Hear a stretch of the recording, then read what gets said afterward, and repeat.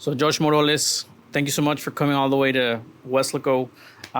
You mentioned that this was your first time here in Backdoor Modern Vintage in a vet shop. Can you tell us what your first impression is? It's very impressive. There's so many things to look at. The first, when I go into places, I notice a lot of things, and there's so many things around here that a creative person can fall in love with. So I think because you're a filmmaker and you're in that world of storytelling, let me know if this is, kind of like the same feeling that you felt when you came in. But when I first came, I saw the opportunities with all the types of clothing for like actors to put them on if you're making a film, or maybe like the props to use in a actually, commercial. I was looking for stuff that I could wear to come out in photo shoots. Nice. It has Nice. always been a dream of mine to be able to dance like John Travolta, like Really? super classy and sexy, Yeah. and be able to have those smooth moves. But I have two left feet. Well, let me ask you, now that we're talking about being the main character in movies, you are often behind the camera and sometimes in front of the camera with podcasting yourself. Have you ever done acting? Like, have you ever been in that type of scenario? No, I know I could do it if I were to be presented with it, or if I were to create the story, or if I were to write the story. I could act because I know what I want. But as far as coming out in front of the camera, behind the camera, I think this speaks to my personality of I would say status, because everybody chases status. People Right. don't really understand that they're chasing it, but they're really after status. Because think about it, if I'm on social media all the time, pushing my face out all the time, my voice is always out, my name is on a film, my name is the director, my name is this, my name is attached to all Everywhere. That stuff. It's for status. Right. Because people are chasing status, and what comes after status is money. Right. And I enjoy money. I mean, who doesn't, right? But I know that you are a digital marketer, but I feel like also storytelling is a big part of what you do, because stories are what sells, what attracts someone to stop and listen to what you're saying, or like, pay attention to you, whatever message you're trying to give out, right? Story is important. What type of stories do you like the most, or what type of stories is good in your eyes? It's always the hero's journey. Everybody loves the hero's journey. People want to fall in love with the hero, somebody that's been all the way to the ground and then fights their way to the top and then eventually wins. Like that story will always sell because it's a hero story. Like, everybody sees themselves in a movie as the main character or a part of one of the characters, but It's Right. always that person that conquers the conquest. Like that, they want to be the hero. I would like to quickly interrupt to talk to you about our sponsor, Backdoor Modern Vintage. It's a creative hub which features different backgrounds for photography, video, or podcasting. Located at 907 West Business 83, Westlaco, Texas, you can also find a variety of props for your projects and an assortment of wardrobe to rent or buy as well. Backdoor Modern Vintage, located at 907 West Business 83, Westlaco, Texas. You can make an appointment by texting or calling 956-619-3830. Backdoor Modern Vintage. And one of the reasons why I'm asking what type of story you enjoy the most is because I feel like the hero's journey is what you're also practicing, not only in your own branding and marketing, but that's something also that you often give advice on people who want to actually get known on social media and, Sure. and put their message out there. Why do you think the hero's journey is such a powerful story for people to connect with? Okay, I want you to think about something. How many people do you think are unhappy in this world? Probably like 90%, something like that. So people need hope. People need something to hold on to, and sometimes it's words. Like, words are very powerful. Words can mold somebody's life, and for some people, they will stay the way they are forever. Some people can change. Some people don't want to change. Some people find it hard to change. Some people will live into their 80s and still be blamed for the same things over and over and over again. Most men live in silent desperation. So I feel when I became 40 years old, I was like, I need to do something different with my life because what I was doing up to that point did not work. Right. So I completely changed it and I became very selfish because the only way you can become selfless is to become selfish. I don't think people really understand that selfish people get a bad rap, but it is through selfishness that you're able to give back because it fulfills you. Right. And once you're fulfilled, it overflows, you give back. Do you mind talking about the pivotal moment that made you, see different from? There were multiple ones. One I can remember is when I grew up in Dairy Queen. My dad owns Dairy Queen. From 3 years old to 30 years old, I was in a Dairy Queen, and I was doing relatively well. Like And you worked there, or what do you I mean worked you were there. in? Yeah, my dad would take me when I was a young boy. So I grew up in Dairy Queen. I stayed there until I was about 30 years old. And at this point, I already had my own home. I had a daughter. And my daughter asked me for a snack. So I opened the fridge. There's nothing in there. I thought I was doing relatively well. By all standards, I was doing relatively well. But I couldn't even afford a snack for my daughter. And I was like, at that point, I was like, I need to change something in my life. Something's not right. And another pivotal moment was when I did humanitarian work in Dominican Republic. I went to one of the top 10 most polluted places on the planet, Bajo Sahaina. And I got to live with a pastor there for about a week. And we were the only medical team that went into Dominican Republic to offer services, medical services for the Like people vaccines there. or what type It of was services? they would deliver babies. They would help okay. to remove gallbladders. I remember I got to be a dentist for a day. Oh, what yeah, a I got day. to pull people's teeth Wow. out. I'm a practicing dentist in Dominican Republic. Wow, Don't tell me wow. to do that here because it's completely illegal. Yeah, But yeah. seeing the way they live, specifically seeing the way they lived, changed my life because they don't have much. But Yeah. they're some of the happiest people in the world. So I took that with me. I brought it back home, and since then there was something that changed in me. I don't know what it was, but something changed, and I went on my life's path. Wow. And how has that epiphany changed the way that you tell stories?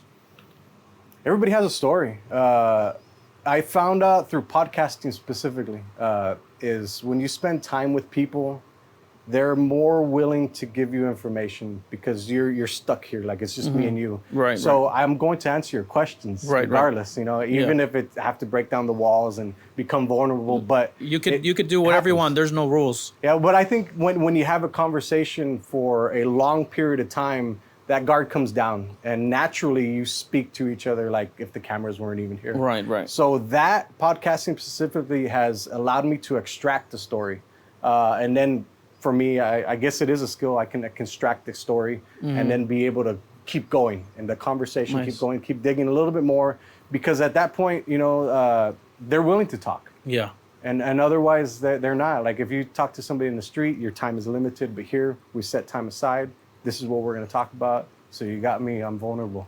Is there like any stories that come to mind that you are, and obviously I don't want to make you sound bad where you have to pick from one of your podcast guests where it's like, that was the best story, but like, is there a telling when you meet someone, like they're going to have a good story, like they have an interesting story? Are there any telltale signs? No, I think you have to extract it because a lot of people are closed off. I think one of the most fascinating stories I heard recently, and it wasn't recorded on a podcast, is because I like to chat with people. I like to talk with people. And for some reason, they see me on the podcast and they think that they can open up to me. Yeah, yeah. So Well, that's if great. you do see me on the street, please don't open up to me.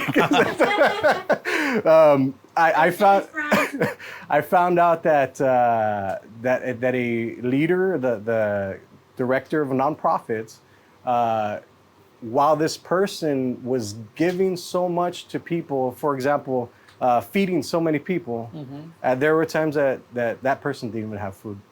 Like, why would somebody do so much? Why would somebody do so much for somebody that and they don't even have that? Yeah. So like those little things, those things, they pull at my heart. So it's Wow. like it's interesting to hear because you really have no idea what people's thoughts are. You Right. don't know what they do. Like they go off, you see them on Facebook or Instagram or whatever, and then they go off, and then you don't think about them again. Yeah. But it's those things that make them human. Yeah. That sounds like our friend Montserrat. That's who we're talking about. That's who it is. Yeah, she's altruistic. She has a gift and she has to keep giving it because she actually has, been through a lot, and this is what Scott wants you to do. He wants you to say, you know what, I might be not having everything, but I'm still going to give it all. Yeah. And you're actually part of the committee. Do you want to talk a little bit about what your title is and kind of like your, I mean, I saw you there last, I think it was 2 weeks ago. I really don't talk about the stuff that I do for like charity or for something like that. I don't want that limelight. Okay. So that's yeah. Okay. But I'd rather let the actions speak for it. do you want to just say the name or? Sure, yeah. So Fundación Amor Infinito was created by Montserrat to be able to feed as many people as possible, to be able to help as many people as possible. And I got on board to be able to help push that vision because our goals align. Right. Like I always get told by so many people, don't bother with the Rio Grande Valley. Nobody cares about the Rio Grande Valley. Go do business outside of the Rio Grande Valley. Yeah, that's kind of like a sad thing that unfortunately and everybody wants to leave. And it sucks because I really enjoy the Rio Grande Valley. Like everybody I know is here. I mean, I know a lot of people from everywhere else, but this is where my family is. This is where my friends are. This is where I do most of my business. I know business owners, so I know I can make a change here first and foremost before I venture off. Because eventually I will leave, but I'll always come back. Right. No, yeah, I mean, I think as long as you leave and then come back and make the place a little bit better, I feel like that's always welcome. Yeah, you have to leave and you have to explore things to be able to bring ideas back because a lot of people are closed-minded. And a lot of people, especially with culture, religion, you only know one thing. And you're always taught and you're brought up this way with culture, with the religion, the way your grandparents treated you, the way your parents treated you. And you're very closed off and nobody wants you to do anything besides what they want you to do. And that's really prevalent here in the Rio Grande Valley. You have to escape and then come back and bring ideas with you and then test what works, throw out what doesn't, and then repeat. Yeah, well, that's a great mentality to have because that way you're not stuck on, the doing the same thing over and over again. You're willing to try out different things. Yeah. And actually, my dad here, I'm going to tell you a little bit about his story because I think he also has a super interesting story really quick. He got into a coma when he was like 14 and 13, and he became diabetic. And so all his life he's been, having to deal with injecting himself and having to be mindful of that. And then a couple of years back, the diabetes went to his eyesight. And now he had to had a surgery to try to prevent it. But in trying to do so, it actually took away his vision on both eyes. Wow. And, we're here talking to you about marketing and advertising. And one of the reasons I'm bringing his story up is because he didn't give up. He wanted to stay busy and teach himself something. Like you were mentioning, like teach yourself something else, learn from the experiences. And he became a certified health and life insurance agent. Oh, nice. And, we used social media and we put his story out there. And that was the first time he ever did something like that. And people started reaching out and messaging him. And, thank God now he's actually has a few clients under his belt and he keeps growing. But going to that example of using social media, why is that so important for you to put out there for the people of the Rio Grande Valley to implement that idea in their mind that social media is important? I don't think people really understand the reach of social media. Never in the history of mankind has an invention like social media been around where you can reach, you can have a ton of friends, you can have a ton of friends on different platforms that are all different. So I got my LinkedIn buddies that are a little bit more buttoned up and professional. I got my family and friends on Facebook.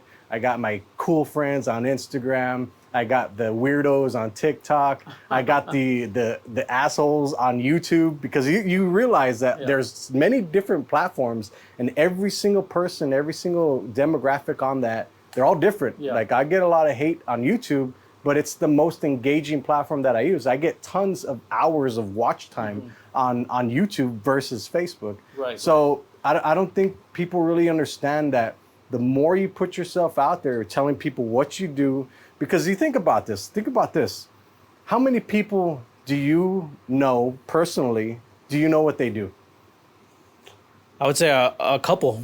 So for that exact example, like, you want to be able to tell people what you do often, because people are very forgetful. So you tell them often what you do, what the services you offer. It's perfect for business, and nobody uses it. It's mind-boggling to me. Yeah.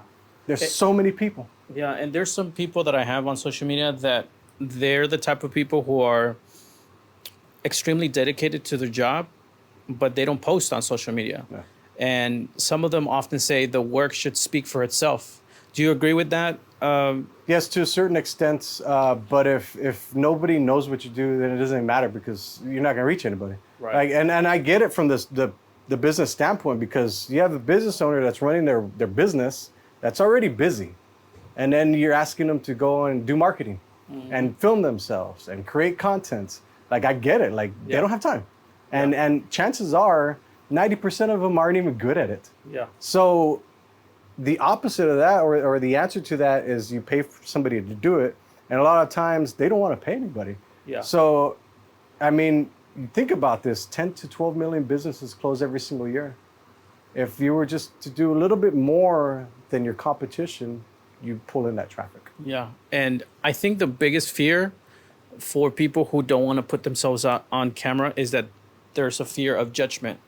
Like, why do people fear judgment so much? And why is that important for people to start walking through and kind of like clearing themselves away from like holding themselves back through that? The reason why is because most people suck.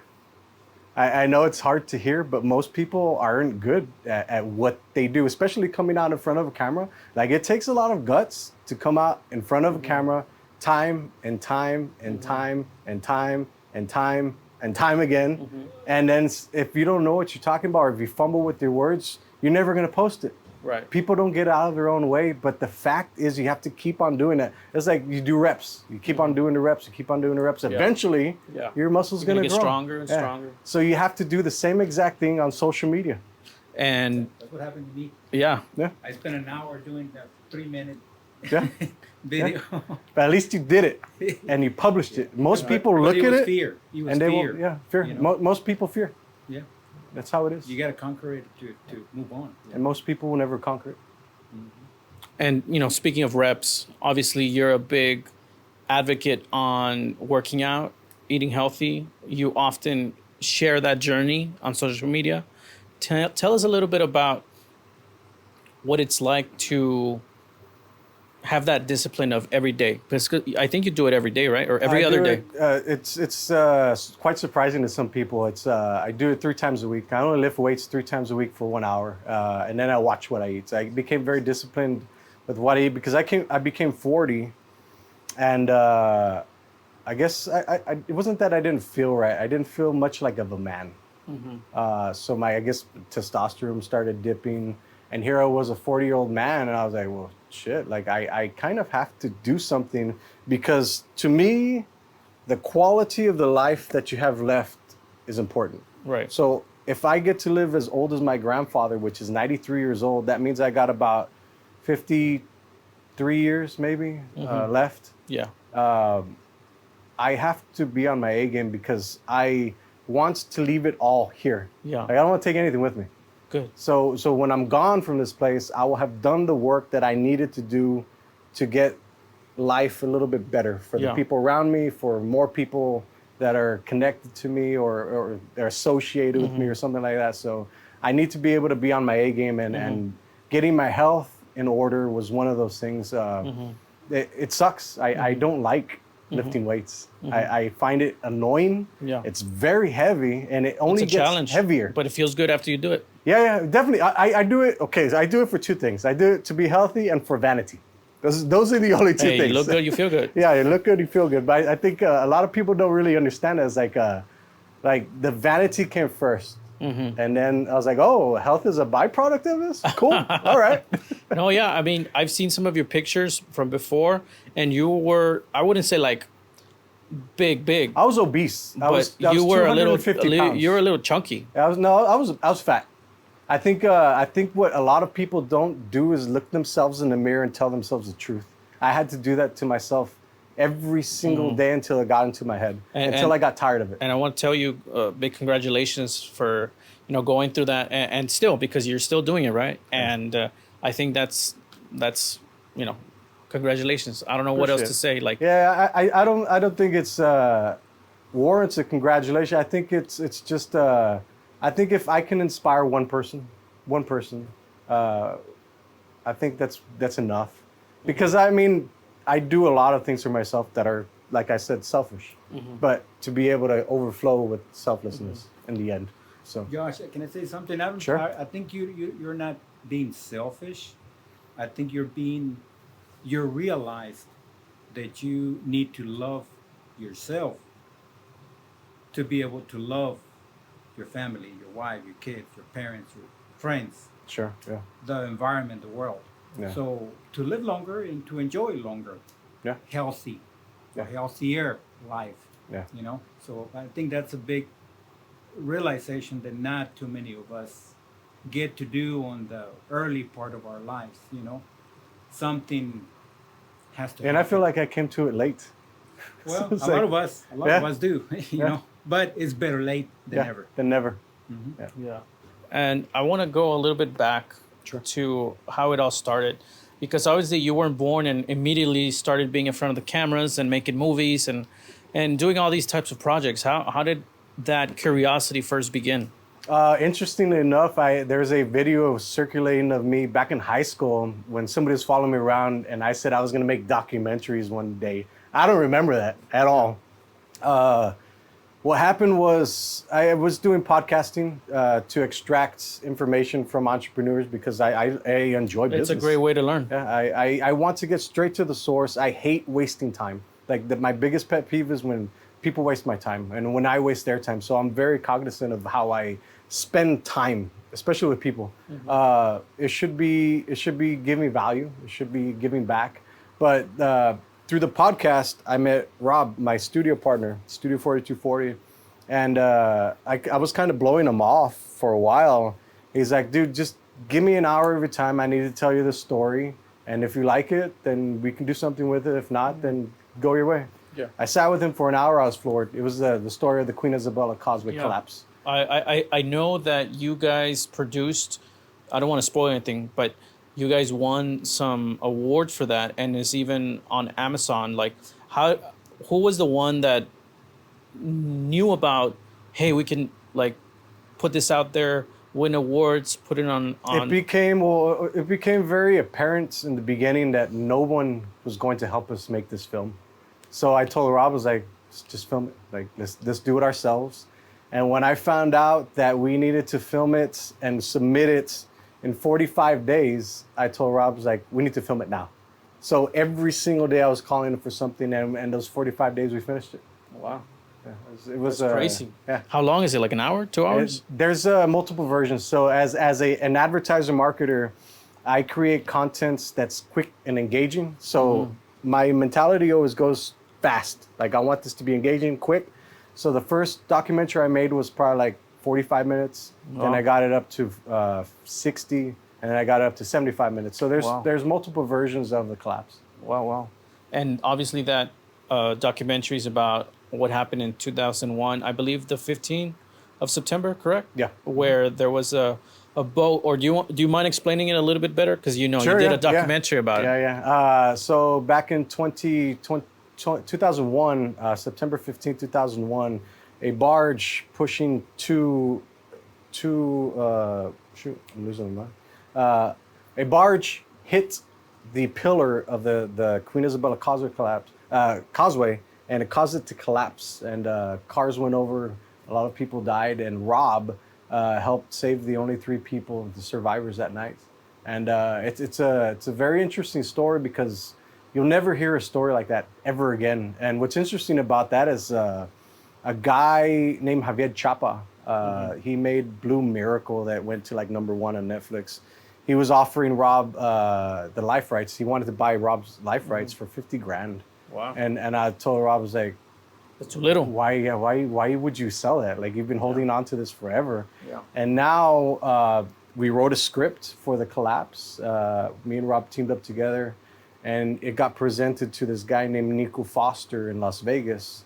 And they're going to make the film hopefully this coming March, and it will be a Hollywood film. Wow. I didn't know that. Like, Yeah, is this like breaking news? It's breaking news, yeah. Very few people know about Wow. this. Well, congratulations. That's exciting. And I don't talk about it so much because there's been so many promises that have come with this. Like, we've been told before that this is going to be a Hollywood movie, and this is going to do this, and this is going to do this. This is the best story we have ever heard. And we find ourselves just, okay, when's it going to happen? Fake promises. Yes. So if people want to watch it now, first of all, can you just, what's the exact name for them to look for it on, and what platforms? Right now it's unavailable. So I took it off as also with Conquista, the other documentary film. I took it off. We're gonna launch a new website this coming year. We have more projects, so we want to house them under one website. That way we can sell them. I'm huge into digital products. So if they want to keep up with any of all these filmmaking stuff, Sure. Your journey, they need to go where to. So you can find it on YouTube. You want to find the original podcast. I have a 9-series podcast. And I'll ask you for the link so we Sure. could also put it in the description. It's a 9-series podcast that chronicles everything about the collapse, from Rob's story. We found fishermen that were on the water that night. We interviewed captains. We interviewed a lot of people because that's what made that story so deep. That we interviewed so many people. I knew so much about it. I got to know so many people that the editing part for 45 days, it became really easy. Yeah. And it's called The Collapse. The collapse. And then you also mentioned Conquista. I feel that you won maybe like a handful of awards with that movie, or maybe more. I've lost we won 8 or 9 awards. Yeah, you won a lot of awards. Yeah. And what's the biggest, I guess, takeaway from being able to produce these documentaries? Showcasing how stories from people from the valley are impacting, I would say the world, because they were receiving a lot of attention, not only Conquista, but obviously now that you just announced that there's going to be a movie being made of it. Like, how does that feel to be part of that type of movement? Because you're bringing a lot of attention to the valley. Yeah, you in the industry, in the film industry specifically here in the Rio Grande Valley, I'm an outcast. Like, I'm the scoundrel, because I didn't grow up making films. Like, we have achieved what a lot of filmmakers dream of. And it's not because I'm better than anybody. It's not because I hold myself up high. It's like, we were able to tell a really good story. And you get a good story and you know how to tell it correctly, you do due diligence, you can make a really good film. And I don't know why a lot of people look down on us. Like we are the outcasts. And it's very strange to me. I've never heard someone else make a documentary and having it turn into a movie from here in the area. So I think they should be proud, not hating, you know? You would think. Because but without much things, I mean, you need haters. You're opening the doors of opportunity of what could happen, like what's possible. So I think maybe they're just like mad that it didn't happen for them or something. Possibly, but I think maybe down the line when they look back at it, they're probably gonna be like, thanks to him, we were able to have people from Hollywood look down at this area and be like, hey, our story is important. It needs to be heard. Yeah, my goal is to inspire people at the end of the day. Like, I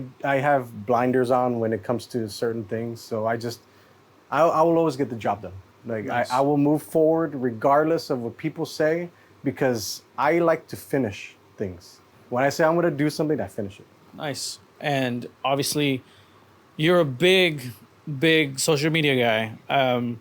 How do you go from not being on social media to like constantly being on social media? Is there like a strategy, or is it just like discipline? Just like when you work out, you got to do it. You got to do it. Yeah, I think a lot of I've been doing it for so long. Like before, I would write down what I'm going to talk about, and then I just got to the point where I've been doing it for so long. So I see what a lot of business owners fail at.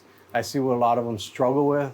So a lot of the stuff I talk about are from firsthand experiences. Like even like when I go to like film with new clients, like a lot of people think that I'm rude or I'm an asshole for the way I conduct the interviews or the way I talk, because I like to get things done. Like I understand people's time. So Right. sometimes I'm just a little bit forward, but I've always gotten results. This is the one thing that's different, is like I can be your buddy and chat with you and let's sit here for the next 30 minutes to hopefully we'll get something that we can use. Right. But my tactics of what I've been able to do year after year after year of seeing people that don't like coming out in front of the camera, my methods work, because a lot of people don't like to come out on camera. Yeah, a lot. So when you break it down, like this is what I need, this is what we're going to go after, this is all we're going to do. Yeah. It gives them like, it takes some weight off their Like shoulder. when you give them like bullet points. Yeah. Like you prepare them like you don't even have to think. Like I already have everything prepared for you. And a lot of people work like that. Like I don't think people really understand how they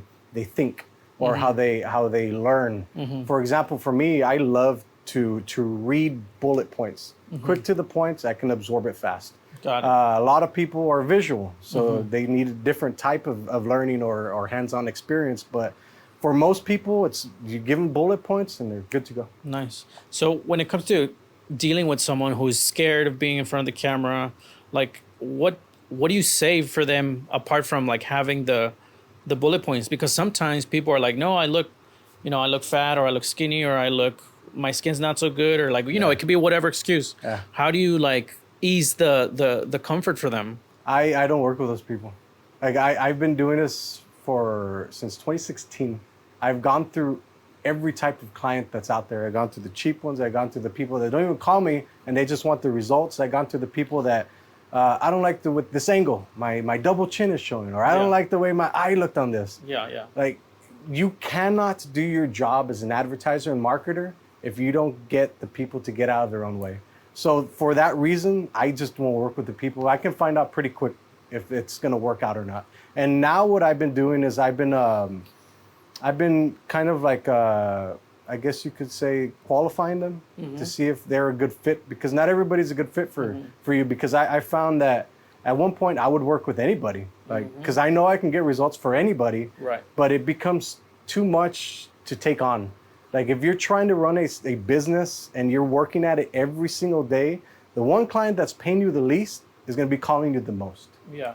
That's what I've seen. Do you think it's because they don't like trust you because they're paying so little, or They probably have never done marketing or advertising before, and they just don't know how it works. So like even if you're providing them results every single day, they'll still question it.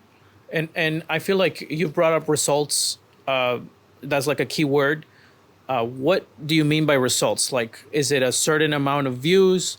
Is it like messaging on inbox? Like what does results mean for you? So at the end of the day, a business needs customers. They need to make money. Without money, they cannot operate. So where do you get your money from? Customers. Right. You need as many people. Don't really understand how many people you really need to reach. And this is like the magnitudes of thousands. Yeah. To be able to get one customer to say yes. Yeah. It's like, ask 100 people and one will say yes. Maybe. If, sometimes your numbers are better, right? Yeah. And think about this too. I gave a strategy to a business owner in Harlingen. I said, go print out 5,000 flyers, hand them out during this day, during this time. And he came back and said, I didn't get any results. We got to do it again and again and again. Like you're testing each area that you need to be handing out flyers, and you do it multiple times throughout the year. It's not one time. Yeah. Like it's not gonna be one magical thing that happens and everybody's gonna flood in your door. It's content marketing. You market over and over and over and over and over and over again to hopefully get a customer to come down the line. Yeah. And then with the advertising on the back end, it offers immediate results. It's faster, right? Instantly. Because you reach the target audience. Let me tell you how fast advertising works on social media. If I were to start with a new client today, my onboarding process is 20 minutes long and it happens through email. They click, they open up their own Facebook ads manager. Now I come on and I manage their ads. I can get an ad up within 2 hours, and within those 2 hours, I'll get immediate results. Nice. That same day. Nice. That's the power. And I feel that you've also displayed your numbers on social media. I don't often see that with people who do similar marketing or advertising. So you putting your numbers on big display, because you often do some cool graphic designs where you're like holding the numbers. Like, why is that so important for you to put out so people could see that? Because people, if you think about this, businesses aren't reaching anybody. Like, they might think they are, but they're not. Like, if you look at the data and analytics, their views, they're probably getting 100 views, maybe 10 likes. With advertising on the back end, you get multiples of thousands more. And you're specifically advertising to that specific demographic within a 1 mile radius, within a 10 mile radius, within 25. Like, you can advertise through the whole entire Rio Grande Valley. Like, people don't get that. Yeah. Inexpensively, by the way. Inexpensively. How much should someone, like, let's say, for example, like my dad, who he is a life insurance agent and is recording his own videos and he puts it out there, like, how much should one set aside for an ad budget to put on social media or on TikTok or, what would be your recommendation? This is per case, per business, and depends on how much you're making. So your lifetime value of your customer it's an interesting thing, because I can give you a specific number, but if you come back to me and say, well, that amount didn't work, well, you have to keep doing it. And this is the thing with advertising is, or I guess let me ask a different question. Sure. What's a good amount for people to like test around and move the water so they could see like, okay, this worked or that didn't work? Like something to maybe not get results for sure, but at least get their feet wet to like, okay, this worked or that didn't work. Oh, you can reach a lot of people with $10. You reach a lot more people with $10 on a post if you boost it. Yeah. Like, if you think about that, like even for every client that I bring on, they have to spend a minimum of a specific amount of money, and that I can guarantee them over the next 6 months that will reach over 1 million people, that will get a lot of people to engage, and will also generate leads. Nice. And when you come across the people that do have the correct mentality, like you were saying, some people who are like afraid to come out on camera, but the ones that have the correct mentality of like they're not afraid, is there something that you've noticed that maybe they've done marketing before, or maybe what's that difference in their mentality? Yeah, they've spent money on advertising and marketing before. Like that's most of the people I see that are willing to try now social media, because you think about it, before was TV, billboards, radio, and all those are on a decline. And you can reach, not only can you reach millions of people every year with social media advertising, you can bring them in as a lead and then build that relationship over and over and over again. If you get somebody to fall in love with your brand, they'll stay with you forever. I love that. And also part of your brand, you often also talk a lot about finance, specifically Bitcoin. Like for someone, for me, who may not understand exactly, because I know Bitcoin is a different type of exchange that's digital, but why is that so important for you to put out there to educate people? For one, there is no marketing team behind Bitcoin. You're not going to find Bitcoin headquarters. Bitcoin is decentralized, which means it is owned by the people. It's owned by no one. So whoever owns the nodes, there's nodes around the whole world. Nodes? Nodes are what mines Bitcoin. There's miners in countries everywhere around the world. Is that like another word for like someone who's on the computer, like with writing code? It's like a big computer that has to solve a complex problem, a math problem, right? And once it solves it, it gets rewarded in Bitcoin. So it's an interesting thing. But what I want to say about Bitcoin is, is Bitcoin is an opportunity. I never got into real estate because it's far beyond me. I just don't understand it. I never understood it. Bitcoin is the equivalent to owning a building, but in a digital form. It's digital gold even. The reason why is because it's immutable, it's transparent, and there's never been anything like it before. It's never been hacked before. The underlying layer of the Bitcoin network, which is blockchain technology, is immutable. It's transparent, which means that it's a public ledger that everybody can see. So if you think about that, when you go to your bank, right? You don't get to see everybody's ledger. You don't get to see what's going on inside the bank.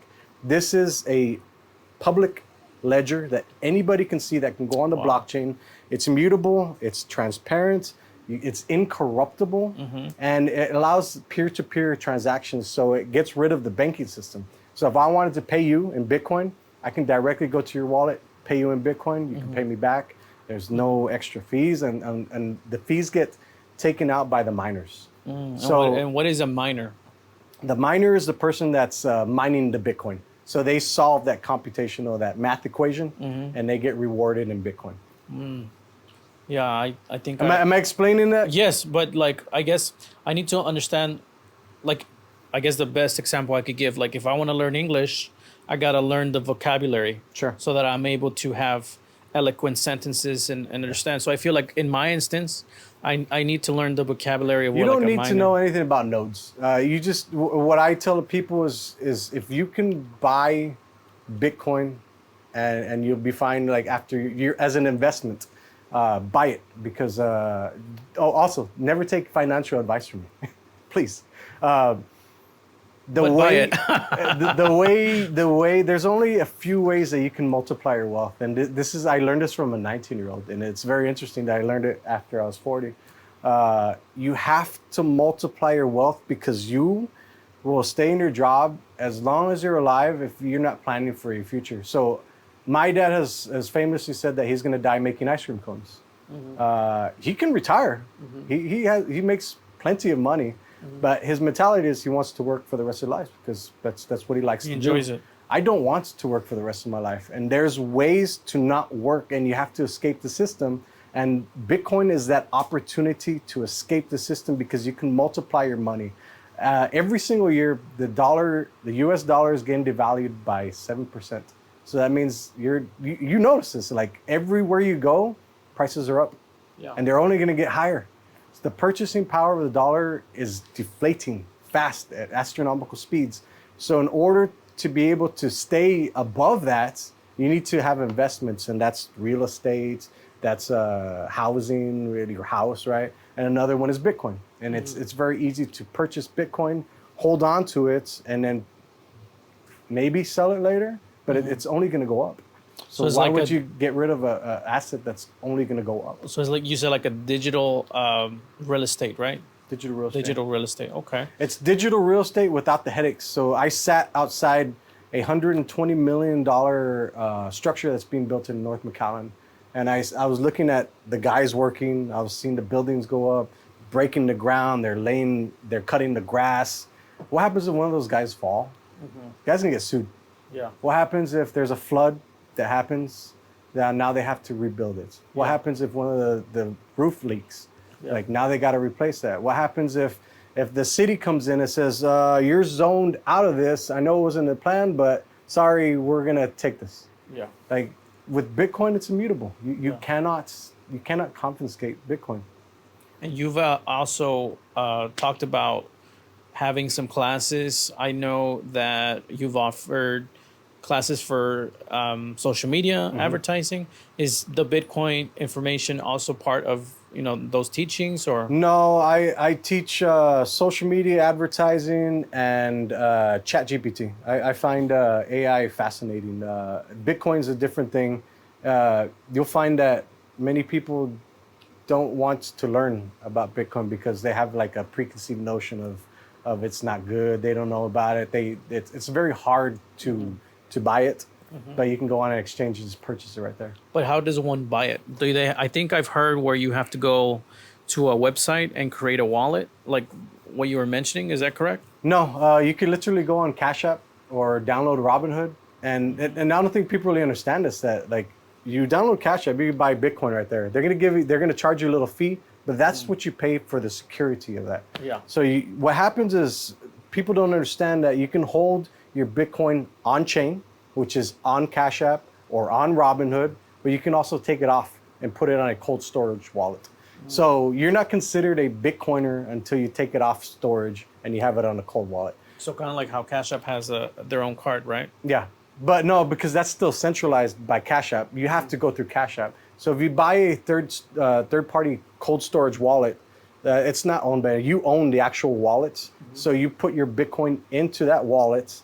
The only thing that sucks with that is now you're liable if you lose that and you have hundreds of thousands of dollars of Bitcoin in there and you lose it, you're It's on screwed. you. Yeah, It's like having your own gold plate. yeah. Wow. It's Wow. the equivalent to gold. Like Yeah. if you're carrying a gold bar and somebody takes it from you, you don't have that gold bar anymore. Yeah, that's true. That's the 16-digit number, right? The what? The 16-digit number or 17-digit. No, number? there's they give you a wallet address. It's a ton of numbers, but you also have to remember a seed phrase. So you have to remember a 9 seed phrase that only you can access that wallet. So it gives it a little bit more security. But if you forget that password, you're Yeah. screwed too. Yeah, that sucks. But that's what The sovereignty. pros and cons, right? Yeah, Pros and cons. self-sovereignty is wow. Is there anything going on in your life, because I know that you have a lot going on, that you want to promote or talk about, or anything that people should be looking forward to? I think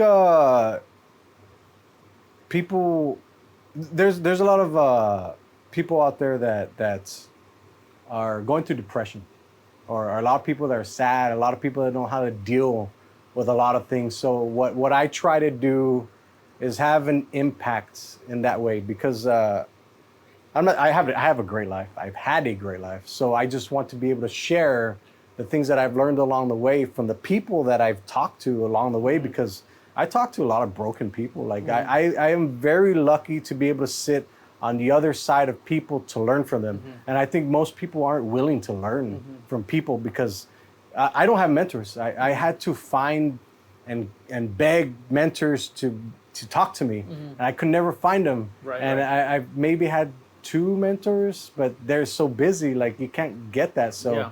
with Time is very yeah, limited. time is limited. So with the advent of AI, and I like to learn a lot, I created my own mentors, because you want to learn from people that have already done it. And the best lessons that you can get are mostly from people that have already passed away. Right. But you can learn from their books, from their Yeah. readings, from their teachings, like that. And I don't think people really understand that. Like learning specifically how to do things and not go through the mistakes that you're eventually going to go through. If you Right. go your way, Yeah. like you bypass so much time. Yeah. And do you want to share what you maybe learned working at Dairy Queen? Like, Oh yeah, what I learned at Dairy Queen is how to speak to people. That's where I learned how That's to a good speak skill. to a customer. That's a good skill. Yeah, it's Because the best skill. I work at the university, UTRGV, and there's other people who film as well, or they interview people, or they, anything with social media. And oftentimes they tend to be students who are involved in clubs like the reporting team or whatever. And I'm not saying all of them, but often you don't see them like looking another person eye in the eye. They often like look down or a little embarrassed or shy. So the skill set of like talking to people. Soft skills are very important, Yeah. and confidence. Yeah. Like I have a obnoxious amount of confidence, and it's probably not a real, but like it is something that you have to project, because people feed off of it. And if Yeah. you're not confident, then nobody's gonna want to do business with you. Yeah. Like you have to present yourself in a way that is approachable. You need to speak well. You need to look people in the eyes. You need to shake a hand. Like those skills are gone. Yeah. Like, it's very interesting. But Yeah. if you go anywhere, shake somebody's hand. I mean, you'll Yeah. be They'll fine. respect you for that. Yeah. Yeah. Is there any tips that you want to give out for people who might be watching and thinking like, hey, I want to get into social media? Like what's like the first thing to do? Is it pick up a camera? Pick up your phone? Yeah, pick up your phone. Practice every single day. take pictures of yourself, post them. Like, learn how to speak the language of social media. Social media is pictures, graphics, video, and then there's also text. Like we were talking earlier about the text that I put for the wedding dress. Yeah. Like that within itself, copywriting No. is a skill. That I was, I'm not often taken aback by captions because I'm more drawn into the picture. But the caption that you posted was a very heartfelt story. Like it was like 3 paragraphs. Yeah, words are very powerful. Yeah, and it had a beginning, it had the middle, it had an ending. Yeah. It was like one of those things that you enjoy reading. Yeah, that was Monse. She told me the story and I just embellished it. No, yeah, she told me that she just told you what happened and then you wrote it down. But the way you put it, it sounded. I even asked her like, "Hey, did you do this?" Yeah. And like, "No, I told Josh," and he put the caption together. I was like, "Wow, Yeah. it sounded like that was coming from you." Yeah, Like, a lot of people, and another skill too is people just don't listen. yeah, Like, you can absorb so much. People are so hell bent on talking all the time. yeah, And the most famous and successful people ask questions and they listen. yeah. So let's talk a little bit about your podcast, or a lot, because you've interviewed a lot of people. What's like the biggest takeaway that you've gotten from having all these types of personalities and hearing all these interesting stories? Like you mentioned Conquista, you mentioned Rob from the bridge collapse. Like, what's the thing that draws you to being able to share a conversation with someone? I'm interested in people. I think I am very interested in how people think, why they do the things they do, because I'm on my own journey. Like I want to figure out my life, because I know I'm not done and I know I can't do it by You're myself. constantly growing. Yeah, constantly growing. You have to. If you're not fighting for your life every single day, what's the point? Yeah. Like, if you're not giving back to humanity while you're here, what are you doing? Yeah.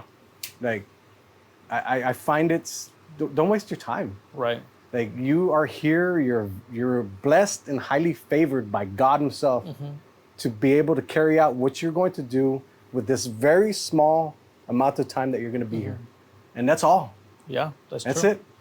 So Nobody knows what's going to happen after yeah, this. and you're sharing the conversation with other people that often share the same thought, the same mentality as you. You would think. I've met so many people that obviously have different ways of thinking. Like I feel like that's where I get to absorb a little piece of them, because I myself will dig and dig and dig to find that little one golden nugget, and then take it and then throw out the rest. Right. Use what works and then throw out what doesn't. Yeah, and I feel that whenever you're doing some of these podcasts, you have the person opening up and talking about their experiences. Like, is that easy for you to do when you're having a conversation? Do you know these people? Are they someone? I've never met them before. For the most part, I've never met them. I find that most people aren't willing to ask those existential questions. Right. Like how do you view time? Like, if you're 65 years old, how do you view the time that you have left? I want to know, because I'm going to be 65 one day. Yeah. And those thoughts are probably going to cross my mind. And I know for me, for a 42-year-old, it's like I don't have much time left. Right. So I want to do as much as humanly possible to be able to make my life fulfilled and to be able to have an impact. And if someone wants to go on your podcast, do they just reach out to you, or what's the process like? No, I usually pick them. It's usually There's something, a casting involved. Yeah, it's casting. It's usually something that I'm interested in. Yeah. Like, and it varies too, because you'll see some like real estate. Like, I'm super interested in real estate because I want to learn more about it. Right. And I'll get on like one of the best real estate makers in the world, like in the Rio Grande Valley. Right. Or I'm interested in maybe child advocacy, so I'll get somebody from the Children's Advocacy Center. Like, there's many things that interest me. I guess I'm multifaceted. I just want to learn as much as the things that I'm interested in. Yeah. Because the stuff that I'm not interested in, like, a lot of people waste their time. Like, Right. I'm going to try this out. And a lot of people get shiny object syndrome. I'm going to try this out because I was successful at this. Well, I want to try this out because I was successful at this. And before you know it, you got like 5 projects and you're being pulled in many different ways. So most people can't focus. So one of the things that I've done purposefully is to be able to use my time to figure out and find the people that I want to associate myself with, and then share that time with them. Nice. And then one of the last questions I wanted to throw out there was, you've obviously brought a jacket. Is that something you're gonna model for us? Or I'm what's the gonna game do a plan here? dance after this for the podcast there. No, but I guess any shout outs that you want to give out for people that might be listening, anyone you want to, No, I think I'll end it with most people don't know what they want to achieve in this life, and for me, I never got like God telling me like in my head like this is gonna be what you do for the rest of your life. And some people are blessed. They see numbers, they see rocks, they get whatever. They pray, they get an answer back. On the tortilla, they get to the almighty tortilla. Yeah. Some people are blessed because they get told directly, and I've never had that experience. So for me, I had to just say, this is what I'm going to do with my life, and then this is all I'm going to do, and I'm going to move forward with this because I know it's good. Yeah. Like it's not bad. So I'm not contributing bad back into the world. So what I consciously did is I figured this is what I want to do. I want to have an impact in the world while I'm here, and this is all I'm going to do. Perfect. Thank you so much, Mr. Moroles, for coming all the way to the podcast over here, Backdoor Modern Vintage. Thank you for coming, sharing a little bit of how you think about time, storytelling, your journey from Wendy's to where you are now. Dairy Queen. Dairy Queen, my bad. Yes. The best ice cream in the world, by the way. I don't know why I always confuse them both, Dairy Queen and Wendy's. But thank you for sharing all of that. And we can't wait to see what else you post and interview in your podcast. And, attention. Yeah. Cuadros' Corner is a podcast whose purpose is to bring connection within the local community of the Rio Grande Valley, a digital networking landscape to meet people through their stories of passion, business, desires, triumphs, and obstacles. Check out the podcast description to connect with guests through their links, and thank you for listening to Cuadros' Corner. Don't forget to subscribe, share, and comment.